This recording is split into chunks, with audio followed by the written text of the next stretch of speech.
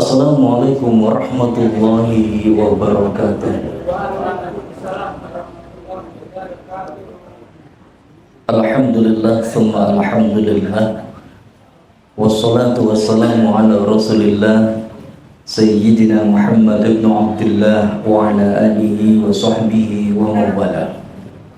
Ashhadu an la ilaha illallah wahdahu la syarika lah, wa asyhadu anna Muhammadan abduhu wa rasuluhu la nabiyya ba'dah. Allahumma salli ala Muhammad wa ala ali sayyidina Muhammad, la khawla wa la quwwata illa billah, amma ba'dah.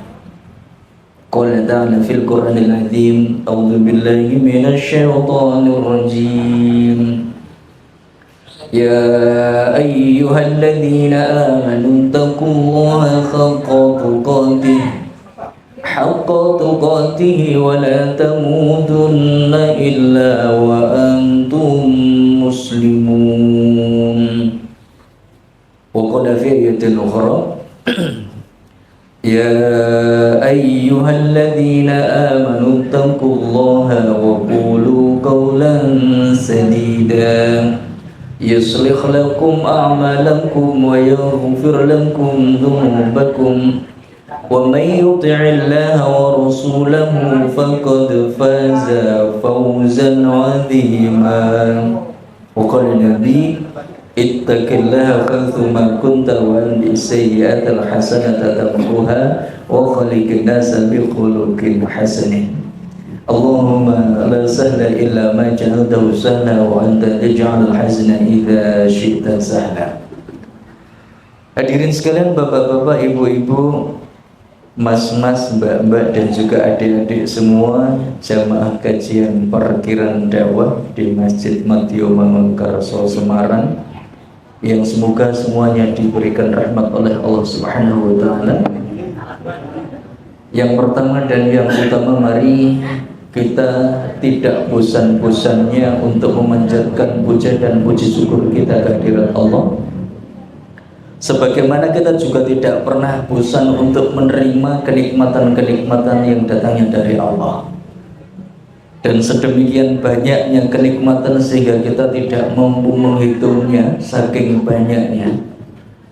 Untuk menghitung saja kita tidak mampu, pasti kita tidak mungkin mampu pula mensyukuri semuanya. Karena untuk menghitungnya saja kita tidak mampu, apalagi mensyukuri semuanya. Tetapi adalah kewajiban bagi kita mensyukuri dan bersyukurlah ketika saat ini kita masih diberi karunia oleh Allah bisa bersyukur.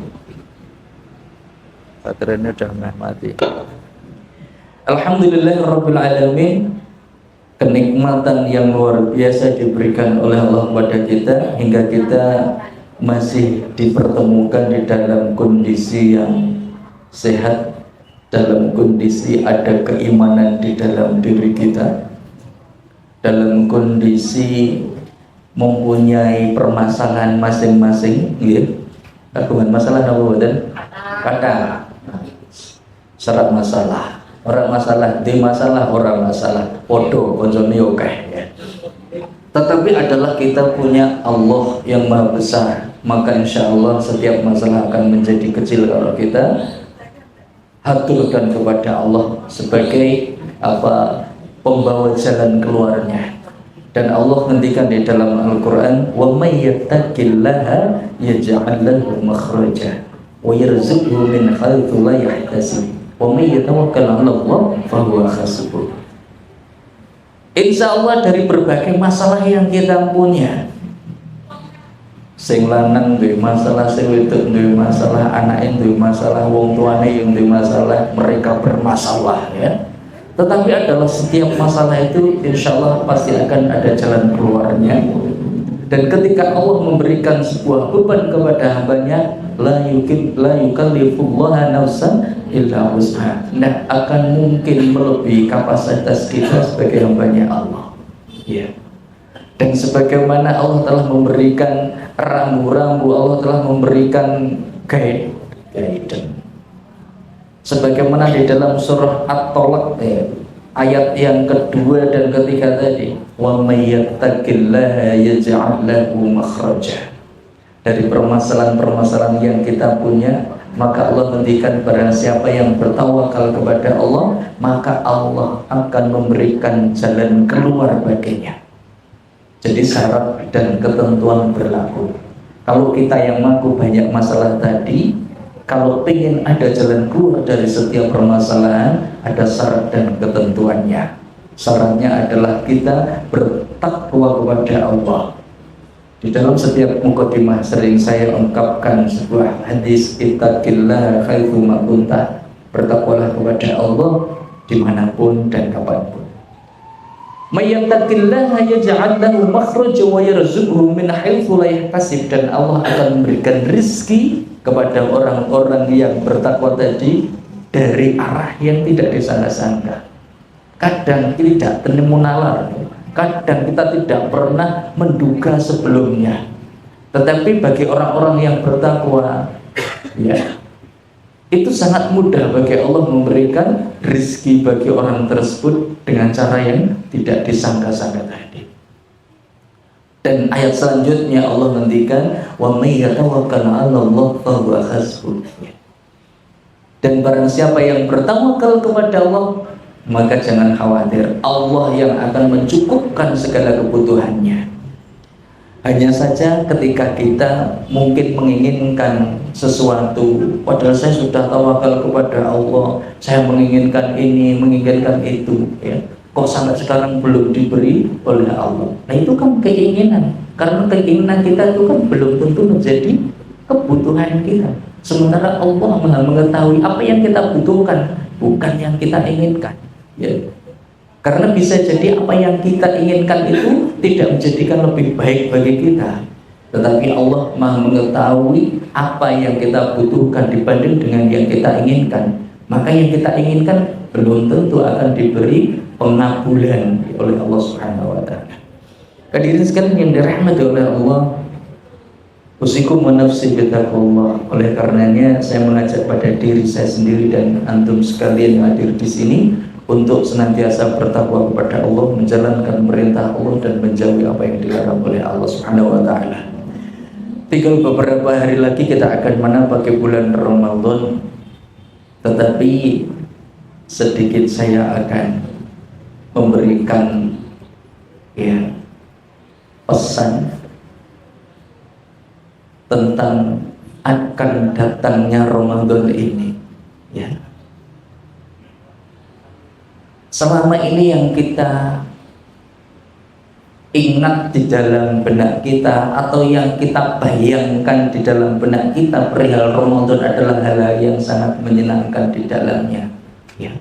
Tetapi sejatinya ada sesuatu yang sangat mengerikan di dalam Ramadan yang perlu kita ketahui. Yang pertama adalah, ya, ini sesuatu yang mengerikan di bulan Ramadan. Memang Ramadan ini merupakan bulan ampunan, ya. Ramadan ini merupakan bulan ampunan, tetapi bagi sebagian manusia menjadi bulan terhalangnya dia masuk jannah, ya. Di dalam sebuah hadis yang diriwayatkan oleh Tabrani, ya, barang siapa mendapatkan Ramadan tetapi dia mati dalam keadaan tidak mendapatkan ampunan, maka semoga dia dimasukkan ke dalam neraka. Ini adalah kisah ketika Kanjeng Nabi mau naik mimbar, ya. Mimbarnya Kanjeng Nabi itu, ya, kan ada 3 tangga, ya. Nek di sini jenengan pernah mirsani beberapa mimbar yang masih seperti itu, seperti di Masjid Kauman pernah ada, ya, ada tangga yang ketiga, ya. Ketika dia Kanjeng Nabi itu naik tangga yang pertama, ujuk-ujuk, ya, bahasa Semarang, ya, beliau mengucapkan amin. Yo, para sahabat yo gumun heran, kenapa kok tidak ada apa-apa kok kemudian ngendikan amin. Ketika dia naik lagi tangga yang selanjutnya, amin, ya. Kemudian tangga yang ketiga, amin lagi. Kemudian setelah itu, setelah selesai berkhutbah ya, kemudian ada salah seorang sahabat yang bertanya, mengungkapkan keheranannya tadi. Karena memang demikianlah ya, yang terjadi ini tidak sebagaimana biasanya. Kemudian Kanjeng Nabi ngendikan ya, bahwasanya tadi itu Jibril datang. Jibril, malaikat Jibril yang kita ketahui malaikat itu ya, malaikat Jibril alaihissalam, dia datang, kemudian dia melakukan perbincangan dengan Kanjeng Nabi ya. Dan salah satu perbincangan tersebut ini adalah isinya adalah doa yang dilontarkan oleh malaikat makhluk yang tidak pernah bermaksiat kepada Allah. Dan kemudian Kanjeng Nabi, ya Nabi kita itu, Nabi Muhammad SAW itu disuruh mengaminkan oleh malaikat Jibril itu. Apa sih isi bentuk doanya yang diungkapkan oleh malaikat Jibril ini? Celakalah orang yang mendapati Ramadan yang penuh berkah ini, tetapi dia tidak mendapatkan ampunan. Ya, celakalah orang tersebut. Ya. Kalau tadi kan, kalau di dalam hadis yang diriwayatkan Tabrani kan seperti barang siapa yang mendapatkan Ramadan tetapi dia mati dalam keadaan tidak mendapatkan ampunan, maka semoga dia dimasukkan ke dalam neraka. Ketika itu Kanjeng Nabi disuruh oleh malaikat Jibril untuk mengaminkan, maka Kanjeng Nabi mengucapkan amin pada tangga yang kedua, yang pertama itu. Kemudian celakalah orang yang mendapati ibu dan bapaknya yang sudah rentak atau salah satu dari keduanya, tetapi keduanya tidak menjadikan orang tersebut, ya ini tidak menjadikan orang yang masih mempunyai orang tua tadi tidak masuk surga. Celaka dia. Katakanlah amin. Maka Kanjeng Nabi ngendikan amin. Kemudian yang ketiga adalah celakalah orang yang bila disebut nama Kanjeng Nabi Muhammad SAW dia tidak bersolawat kepadanya ya. Ini adalah 3 doa yang dilantunkan oleh seorang itu malaikat tadi, sebuah makhluk yang bernama malaikat yang tidak pernah bermaksiat kepada Allah, dan yang mengaminkan adalah sekali Kanjeng Nabi. Masya Allah. Maka dari itu ketika kita nanti memasuki bulan Ramadan, jangan sampai kita termasuk golongan yang didoakan oleh malaikat Jibril dan diaminkan oleh Kanjeng Nabi tadi. Karena ini sesuatu yang mengerikan sekali yang terjadi di bulan Ramadan. Yakni barang siapa yang mendapatkan Ramadan tetapi dia tidak mati dalam keadaan mendapatkan ampunan dari Allah. Jangan sampai kita seperti itu. Ramadan yang penuh berkah, Ramadan yang penuh maghfirah, Ramadan yang penuh ampunan itu tadi, rahmatnya ya. Jadikan kita sebagai manusia-manusia yang beriman ketika memasuki bulan Ramadan dan kelar dari Ramadan mendapatkan ampunan dari Allah. Kemudian selanjutnya yang kedua, hal yang mengerikan yang terjadi di bulan Ramadan ini. Ramadan ini memang adalah bulan penuh keutamaan, namun juga menjadi bulan terhalangnya seseorang atau semakin jauhnya dia dari kebaikan. Ketika Kanjeng Nabi ngendikan kepada para sahabatnya, memberikan kabar gembira tentang Ramadan, akan datangnya Ramadan dan berbagai keutamaan-keutamaan di bulan Ramadan yang seperti ya banyak sekali ya disebutkan tentang keutamaan-keutamaannya. Kemudian Kanjeng Nabi ngendikan, barang siapa yang terhalang dari kebaikan di dalamnya, sungguh dia benar-benar terhalang. Hadis diriwayatkan oleh An-Nasa'i dan Tirmidzi. Barang siapa yang dia itu terhalang melakukan kebaikan selama di bulan Ramadan, maka dia benar-benar terhalang dari kebaikan. Karena adalah Ramadan itu di mana kondusif, waktu yang kondusif untuk kita melakukan amal sholat. Waktu yang kondusif kita melakukan berbagai aktivitas kebaikan. Kok kita itu masih saja tidak melakukan kebaikan, bahkan naudzubillah kalau kita gunakan waktunya untuk kemaksiatan. Naudzubillah. Kemaksiatan yang sudah kita lakukan semenjak sebelum Ramadan, kebiasaan-kebiasaan dimasukkan di bulan Ramadan. Sementara kebaikan-kebahagiaan, keutamaan-keutamaan di Ramadan kok kita tidak melakukan. Maka orang yang seperti itu, kalau dia tidak mendapatkan kebaikan di bulan Ramadan, dia tidak melakukan amal soleh di bulan Ramadan, maka dia benar-benar terhalang dari kebaikan. Sangat kondusif ketika di bulan Ramadan itu. Jenengan bersani TV, ya TV ini banyak sekali sinetron-sinetron religi, kemudian banyak sekali juga acara-acara ceramah, kuisnya pun juga kuis-kuis Islami, penyanyi ataupun kadang pembawa acara nih, bahkan bisa jadi orangnya bukan seorang muslim tapi yang nganggo kerudung ya juga. Kondusif, bahkan mata kita pun bisa amankan dibanding ketika di luar bulan Ramadan yang kita itu kadang agak susah mengamankan mata kita ya. Coba sekali yang dirahmati oleh Allah. Kemudian yang ketiga yang mengerikan di bulan Ramadan itu, sebagaimana pahala di bulan Ramadan itu dilipat gandakan, maka dosa yang dilakukan di bulan Ramadan itu juga lebih berat ya, dibanding dengan bulan-bulan yang lain. Karena apa? Karena ada unsur penodaan atas kemuliaan dan kesucian bulan Ramadan ya. Jadi ini harus kita waspadai. Ketika di bulan Ramadan pahala-pahala juga akan dilipat gandakan. Demikian pula ketika kita melakukan dosa, maka juga akan dilipat gandakan. Karena apa? Itu tadi, menodai masjid panut yang dikenal ya, atau yang aslinya namanya masjid apa? Madya Mangunkarso, yang biasa kita gunakan untuk sholat yang di lantai 2 itu. Ini masjid ya. Orang mengatakan jangankan di situ, di sini aja ditulisi batas sandal. Ini tulisannya tempat suci, gitu kan? Ya. Bahkan Ramadan pun juga disebutkan bulan suci Ramadan. Tapi ternyata di dalam masjid tadi, di atas, na'udzubillah min dzalik, ada 2 orang manusia, laki-laki perempuan, bukan suami istri, kemudian dia melakukan zina di dalam masjid. Ini kan kebangetan banget. Nek maaf ketika jenengan mirsani orang yang melakukan itu di KBRI, ngertos KBRI? Ngertos? Pernah mriko? Pernah lewat. Aku mbien yo pernah ke Blaso. Maksudnya ke Blaso mergo kan sales ya.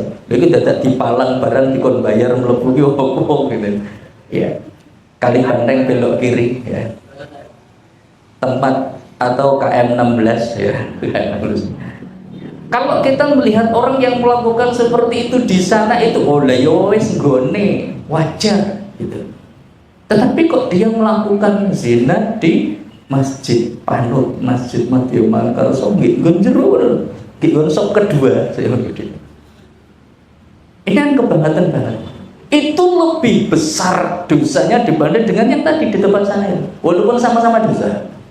Sebagaimana ketika kita berada di bulan suci Ramadan, tetapi ternyata di bulan suci pun kita masih melakukan kemaksiatan yang akan menodai kesucian bulan Ramadan itu. Maka dari itu, mulai saat ini pun saya memberikan sebuah peringatan pada diri saya dan pada jenengan, hati-hati.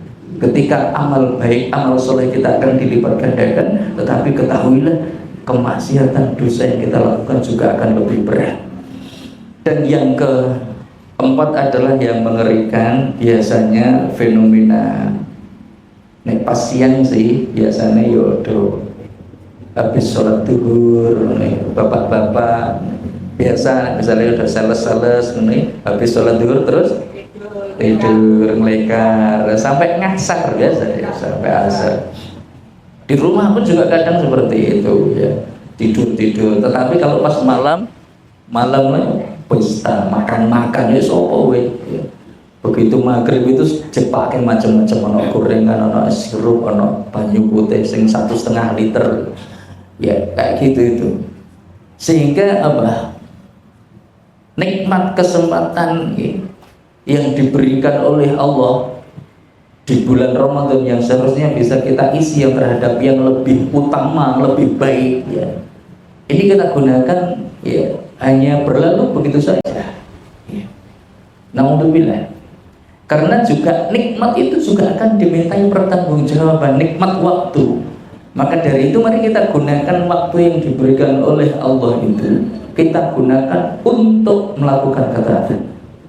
Mari kita gunakan kenikmatan waktu yang diberikan oleh Allah itu untuk melakukan ketaatan kepada Allah.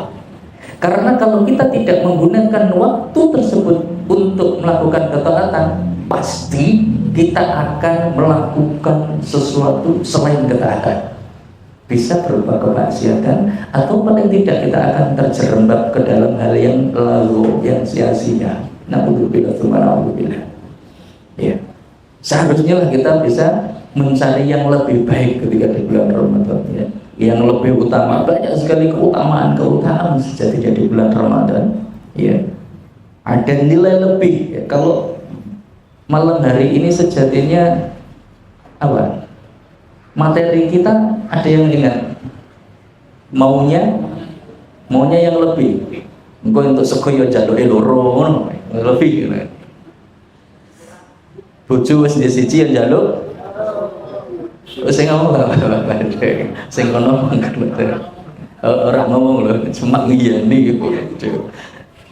Hadirin sekalian yang dirahmati oleh Allah Subhanahu wa taala, Umar bin Khattab salah seorang sahabat Kanjeng Nabi yang utama, beliau berkata, aku melihat semua teman karib, maka aku tidak melihat teman karib yang lebih utama daripada memelihara ucapan, memelihara lisan. Aku melihat semua pakaian, maka aku tidak melihat pakaian yang utama daripada wira'i atau wara'. Aku melihat semua kebaikan, maka aku tidak melihat kebaikan yang lebih utama daripada nasihat. Dan aku melihat semua makanan, maka aku tidak melihat makanan yang lebih lezat daripada sabar.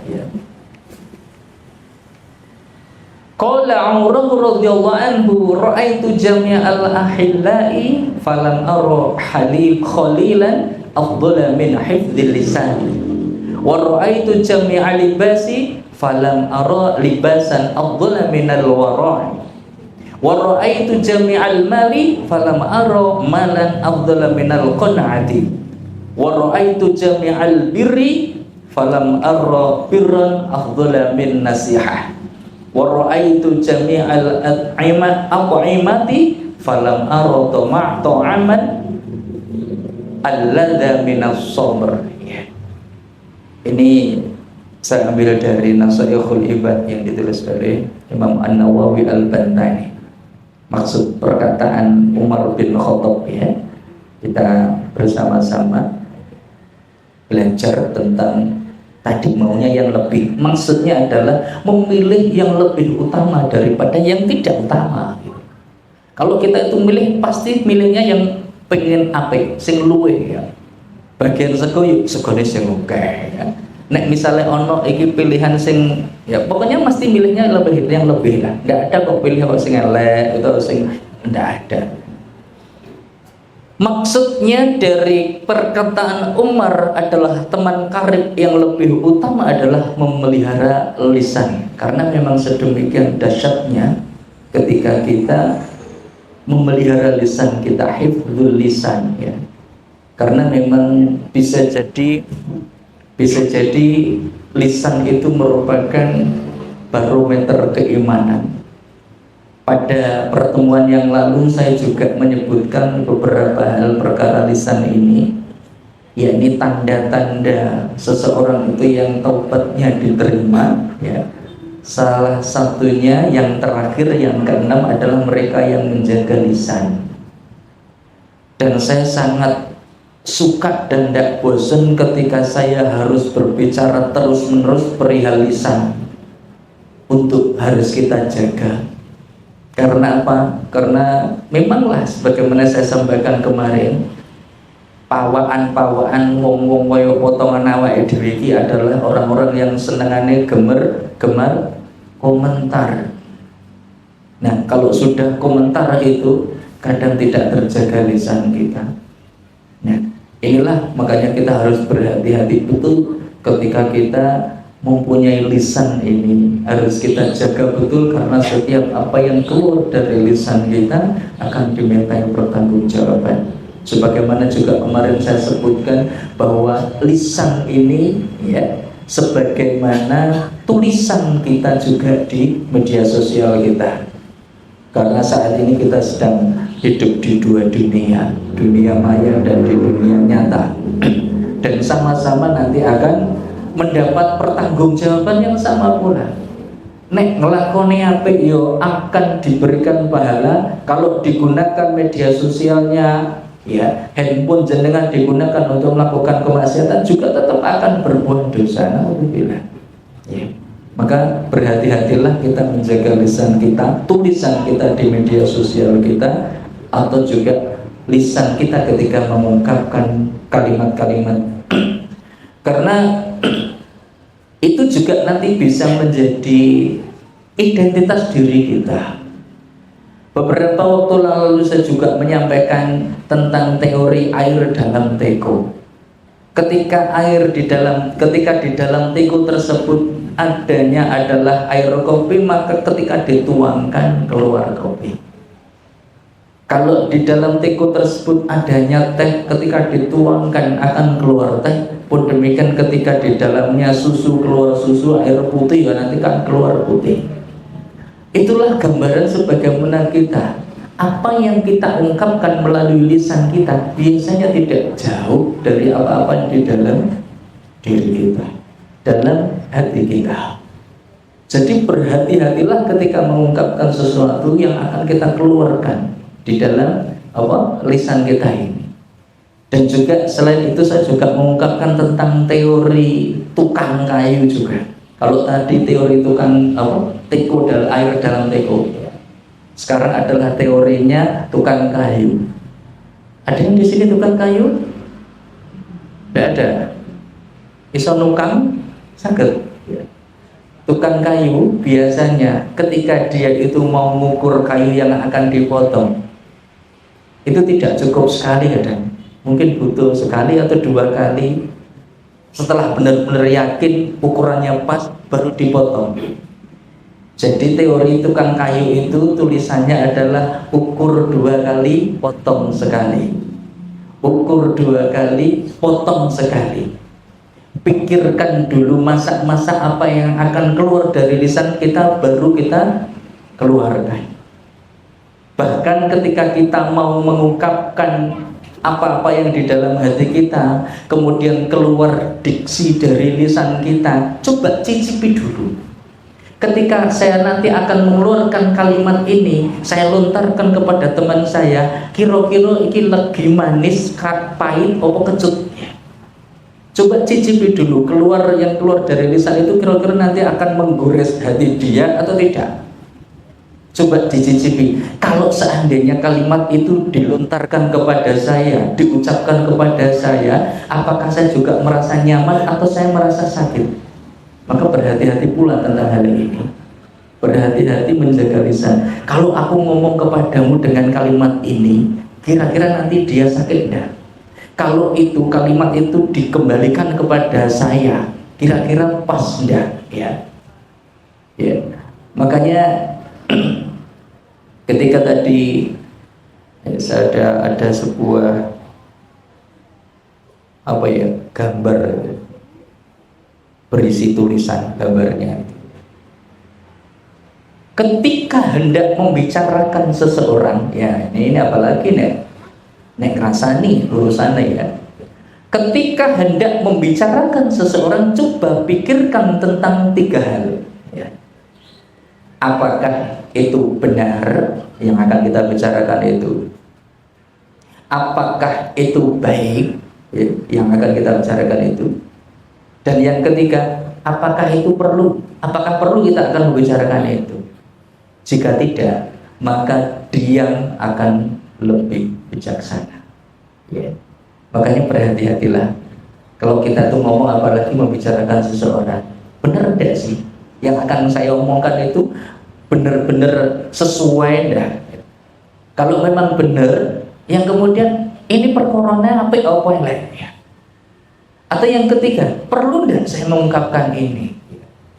Ini belum ngomong perkara masalah ghibah ini seperti ini.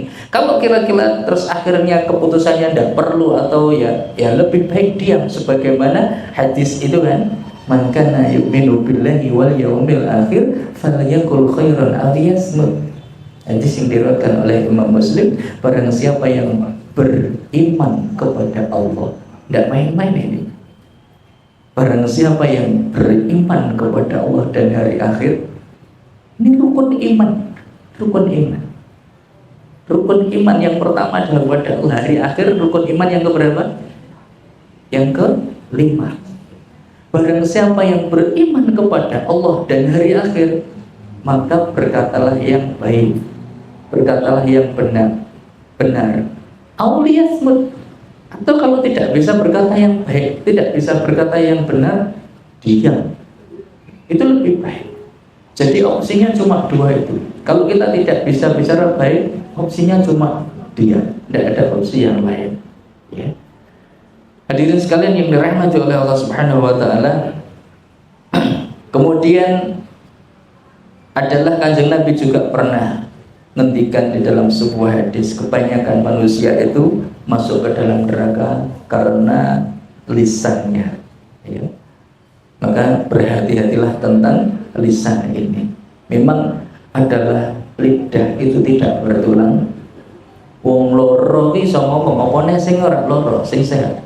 Wong sing ngeleh lho saiki lho tak delok-delok iki ya iso do ngeleh iki. Niki iso ngomong. Gandeng oleh ngomong apa meneh sing warep ya. Nggih.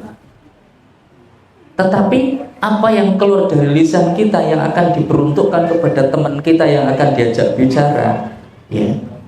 Dari lidah yang tidak bertulang tadi, betapa banyak kalimat yang keluar itu bahkan membuat sakit hati seseorang kalau kita tidak bisa memanage apa-apa yang kita keluarkan dari lisan kita. Kadang ngomong sak kecap ning nyelekit gawe lara ati. Ngomong sak kecap ning nyelekit. Ya. Apalagi maaf ya terhadap suami istri. Ini sangat penting terhadap suami istri. Hati-hati betul. Karena apa? Suami istri itu nanti itu tetap terus we ngomong nyelkit saiki sesuk dek nek yo tetap ketemu sak omah jijak ngomong ya. Nek mungkin bisa jadi kalau kamu pas di terminal tuh ngomong nyelkit pisan baru kuwi ra ketemu ra urusan. Istrimu, suamimu sesuk yo kumpul bareng iku. Hati-hati betul ya untuk menjaga lisan itu. Hati-hati betul. Karena dia nanti yang akan tetap senantiasa mendampingi kita, bersama dengan kita. Hati-hati betul ya.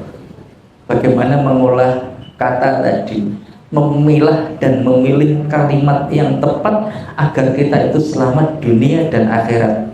Makanya ketika Kanjeng Nabi ditanya oleh Uqbah bin Amir, ya mana aja apa itu keselamatan oleh Kanjeng Nabi? Yang pertama Kanjeng Nabi menjawab, amsik alaika lisanaka, jaga lisannya.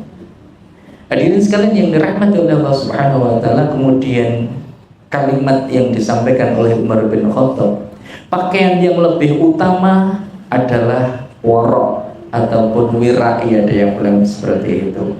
Warok ini adalah meninggalkan sesuatu yang membuat ragu. Meninggalkan sesuatu yang membuat ragu. Menepis apapun yang dapat menodai hati. Ya. Memilih hal yang lebih meyakinkan. Ya. Dia meninggalkan sesuatu yang buat ragu. Dia menepis apapun yang dapat gonjang-ganjingkan hati, menodai hati. Memilih terhadap hal yang lebih meyakinkan dan menggiring nafsu terhadap hal-hal yang berat untuk dikerjakan. Ini menggiring nafsu untuk melakukan hal-hal yang dikerjakan oleh nafsu itu berat. Yaitu kita warok ya. Kalau sederhananya warok itu adalah menjauhi hal-hal yang subhat, menjauhi hal-hal yang masih samar dalam Islam, perkara-perkara samar di dalam Islam, ya. Perkara wara ini hadis yang diriwayatkan oleh Hasan bin Ali radhiyallahu anhu, Kanjeng Nabi ngendikan Muslim. Karena kalau tidak, maka otomatis dia akan hanyut di dalam kemaksiatan dan kejahatan. Kalau dia tidak meninggalkan yang haram-haram tadi, dia menerjang haraman, maka dia akan terjerumus ke dalam kemaksiatan, ya. Kanjeng Nabi ngendikan sesungguhnya yang halal itu jelas dan yang haram itu jelas. Di antara keduanya terdapat perkara-perkara yang subhat, perkara-perkara yang samar, yang tidak diketahui oleh orang banyak. Maka siapa yang takut terhadap subhat, berarti dia telah menyelamatkan agama dan kehormatannya. Dan siapa yang terjerumus di dalam perkara yang subhat, maka akan terjerumus pula terhadap perkara-perkara yang diharamkan. Hadis diriwayatkan oleh Bukhari dan Muslim dari Nu'man bin Bashir. Jadi berhati-hatilah tentang hal ini. Tingkat yang pertama, kita menghindari perkara-perkara yang haram. Kemudian menurut Imam Al-Ghazali, yang kedua tingkat dari wara ini adalah wara as-salihin. Artinya adalah menjauhkan diri dari yang subhat karena diragukan atau dikhawatirkan kehalalannya. Tadi kan bahwasanya jelas halal itu jelas, haram itu jelas. Di tengah-tengahnya ada subhat. Nah, yang tingkat dari wara sholihin, dia menghindari subhat, dia menghindari ini. Karena apa? Khawatir tentang kehalalannya itu khawatir. Maka dia meninggalkan yang diragukan tadi, tak yuribuk tadi, ya. Jadi ketika dia khawatir iki subhat, iki sajane apa ya ndak tahu iki halal apa haram, ya. Tapi kok kita daripada nanti haram, ya udah tak tinggalkan. Ini adalah tingkatan-tingkatan wara as-salihin. Kemudian yang ketiga adalah wara al-muttaqin, yakni dia menahan diri dari yang halal tetapi dikhawatirkan membawa kepada yang haram. Jelas halal, ya, jelas halal, tetapi kadang bisa jadi nanti melenakan dan akhirnya kebablasan atau mungkin dia terjerumus ke dalam yang haram. Naudzubillah. Kalau perkara yang subhat itu yang sering saya berikan sebuah gambaran itu tentang ayam tiren. Pernah gerso ya, pernah dengar ayam tiren? Ya. Ayam tiren itu halal atau haram? Haram. Tetapi kalau daging ayam yang secara umum ayam itu halal. Tetapi bisa jadi ketika kita itu masuk ke sebuah warung, karena merebaknya ayam tiren tadi, ketika di sebuah warung dia mau ambil menu makan, karena dia warok, maka dia berhati-hati, dia tidak ambil menu makanan yang berbahan dari ayam. Padahal sejatinya ayam itu jelas halalnya, tetapi karena tadi khawatir, ya, engko sing dituku karo bakule ini ternyata ayam tiren, maka dia menghindari itu, ya. Sampai Umar bin Khattab, beliau pernah berkata, ya, kami menjauhi 6/10 dari hal-hal yang halal karena takut jatuh kepada yang haram. Jadi dari 10 hal dia itu meninggalkan 6 perkara karena khawatir kalau seandainya walaupun jelas-jelas halal, tapi nanti kalau terjerumus pada keharaman, dia meninggalkan itu. Itu tingkat wara as-sholihin atau muttaqin. Kemudian yang keempat adalah wara as-siddiqin, yakni menahan diri dari halal, ya, menahan diri dari yang halal dan dapat membawa kelalaian hati dari mengingat Allah. Walaupun halal, tapi kadang menjadikan berlebih-lebihan dan akhirnya dia itu tidak bisa zikrullah, tidak ingat kepada Allah. Padahal seorang yang mukmin itu kalau sebagaimana digambarkan dalam surah Ali Imran ayat yang 190 191, bagaimana ciri-ciri ulul albab alladzina yadhkurunallaha qiyaman wa qu'udan wa 'ala junubihim, Ya, ulul albab itu orang-orang yang punya pikiran, orang-orang yang bisa berpikir, itu disebutkan alladzina yadhkurunallaha qiyaman wa qu'udan wa 'ala junubihim, yakni senantiasa zikir kepada Allah, ingat kepada Allah dalam segala kondisi, dalam kondisi duduk, berdiri ataupun berbaring. Dan kita tidak pernah terlepas dari 3 kondisi ini. Ya. Jadi orang yang punya pikiran sebagaimana disebutkan ulul albab itu, dia senantiasa zikir kepada Allah, ingat kepada Allah. Ya. Kondisi sekarang kita duduk, gue nek wis rampung ngaji ini yo ngadir dalam kondisi berdiri, gue nek wis nganu kesel balik tekan rumah langsung sehari dalam kondisi berbaring. 3 kondisi itu. Dan senantiasa walaupun mau tidur pun kita tetap zikir, kan ada zikir sebelum tidur itu. Hadirin sekalian yang dirahmati oleh Allah Subhanahu wa taala, ya. Yang ketiga, kekayaan yang paling utama adalah qanaah. Qanaah niku napa? Napa? Nrimo ing pandung, ya. Sebenarnya gampangane nrimo ing pandung.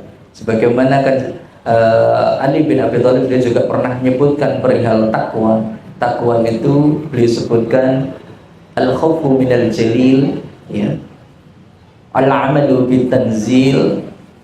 Kemudian yang ketiga adalah al-qana'atu bil qalil, dan yang keempat al-istidatu li yaumir rahim. Ya. Yang pertama takut kepada Allah al-jalil, yang kedua adalah al-amalu bitanzil, beramal dengan apa-apa yang diturunkan Allah, yakni Al-Qur'an. Yang ketiga adalah qana'atu bil qalil. Qana'ah, nerimo, ya, menerima apapun pemberian Allah walaupun itu bisa jadi terlihat sedikit, ya. Dan yang keempat adalah al-istidatu li yaumir rahim, mempersiapkan diri terhadap hari yang sangat sulit, yang ini di akhirat. Nah, qanaah adalah sikap rela menerima dan merasa cukup atas hasil yang diusahakannya, serta menjauhkan diri dari rasa tidak puas dan perasaan kurang, ya.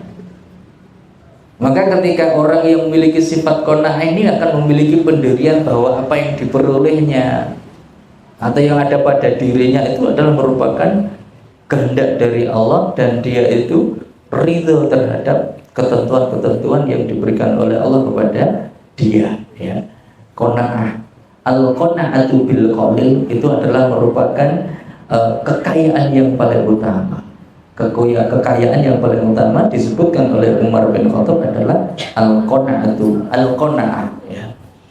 Kemudian yang keempat adalah kebaikan yang utama adalah nasihat-nasihat, ya. Kebaikan yang utama, banyak sekali kebaikan-kebaikan, tetapi adalah kebaikan yang paling utama adalah nasihat, ya.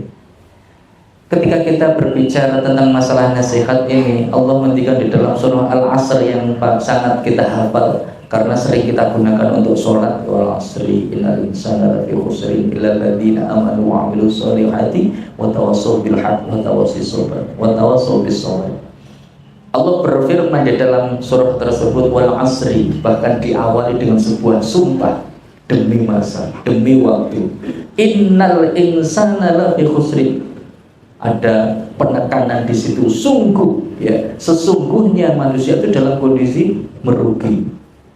Aku tak pengen ngerti sing lungguh nggih ngarepku ki menungso dudu, ya. Menungso kabeh ta nggih? Semua yang ada di hadapan saya termasuk saya adalah manusia, tetapi Allah ngendikan lafi khusri, dalam kondisi merugi. Apakah pengen kita tidak menjadi manusia yang merugi? Ada syarat yang berlaku di situ juga, illalladzina amanu, yakni manusia yang beriman. Apakah cukup dengan kita beriman akan terentaskan dari kerugian? Ternyata masih belum. Karena orang yang beriman itu butuh konsekuensi. Konsekuensi dari orang beriman adalah beramal soleh. Illalladzina amanu wa 'amilus sholihat. Apakah cukup dengan beriman dan beramal soleh terentaskan dari kerugian tadi? Tidak. Masih ada ayat selanjutnya, wa tawassaw bil haqq wa tawassaw bis sabr.